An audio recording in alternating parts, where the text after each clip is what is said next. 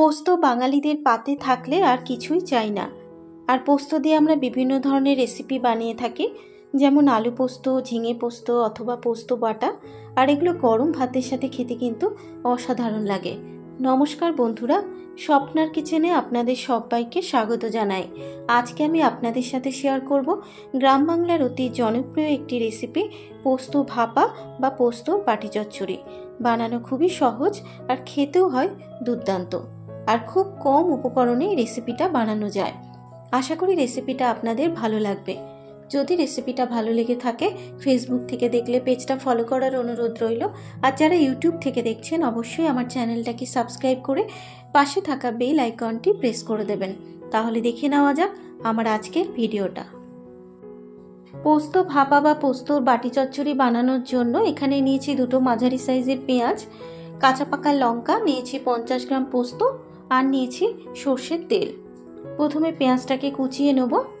আর পেঁয়াজের আমি আগে থেকেই খোসা ছাড়িয়ে পেঁয়াজটাকে ধুয়ে রেখেছি। এবারে পেঁয়াজটাকে মিহি করে কুচিয়ে নেব। তবে পোস্তর আন্দাজ বুঝে কিন্তু পেঁয়াজটাকে দিতে হবে।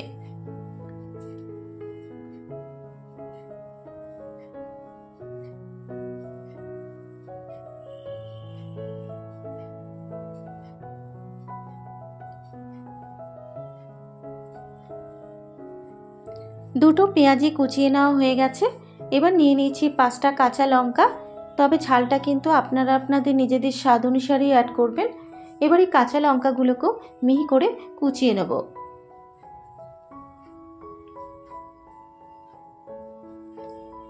কাঁচা লঙ্কাটা কুচিয়ে নেবার পর এবার নিয়ে নিয়েছি এখানে একটা মিক্সিং জার। এবার এই মিক্সিং জারের মধ্যে দিয়ে দেবো 50 গ্রাম পোস্ত আর দিয়ে দেবো খুব সামান্য পরিমাণ একটু নুন। এবারে ঢাকনাটাকে বন্ধ করে পোস্তটাকে প্রথমে শুকনো গুঁড়ো করে নেব। আর পোস্তটা যদি এভাবে শুকনো গুঁড়ো করে নেওয়া হয় তাহলে পোস্ত বাটাটা কিন্তু খুবই ভালো হবে। পোস্তটা গুঁড়ো করে নেবার পর এবার এর মধ্যে দিয়ে দেবো সামান্য পরিমাণে একটু জল দেবার পর এবার আবারও ঢাকনাটাকে বন্ধ করে পোস্তর একটা মিহি পেস্ট রেডি করে নেব। পোস্তটা বেটে নেওয়া হয়ে গেছে। পোস্তটা বেটে নেবার পর এবার নিয়ে নেব এখানে একটা টিফিন বক্স। এবার এই টিফিন বক্সের মধ্যে পোস্ত বাটাটাকে ঢেলে দেব।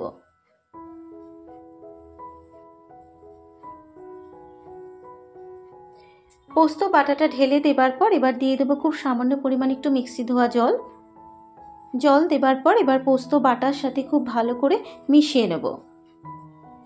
জলটা মেশানো হয়ে যাবার পর এবার এর মধ্যে দিয়ে দেবো লঙ্কা কুচানো আর দিয়ে দেবো পেঁয়াজ কুচানো।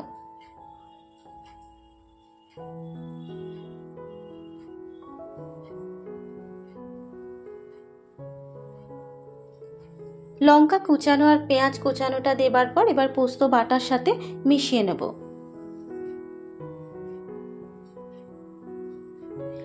মেশানো হয়ে যাবার পর এবার এর মধ্যে দিয়ে দেবো আবারও অল্প পরিমাণ একটু নুন। আপনারা চাইলে এখানে অল্প পরিমাণ একটু চিনিও দিতে পারেন, আমি আর এখানে চিনি দিচ্ছি না। আর দিয়ে দেবো 3 টেবিল চামচ সর্ষের তেল।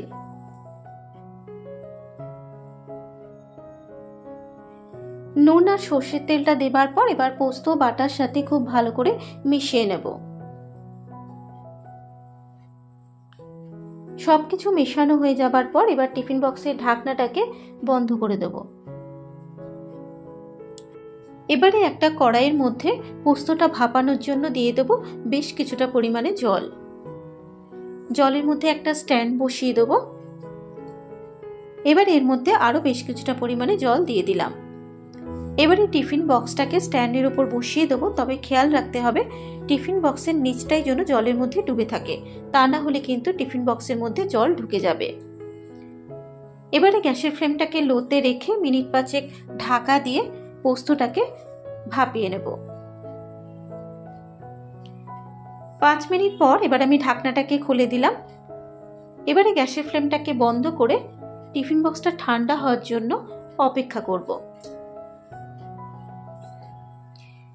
টিফিন বক্সটা ঠান্ডা হয়ে যাবার পর এবার আমি ঢাকনাটাকে খুলে দিলাম। তৈরি হয়ে গেছে আমার আজকের রেসিপি, পোস্ত ভাপা বা পোস্তর বাটি চচ্চড়ি। আশা করি রেসিপিটা আপনাদের ভালো লেগেছে।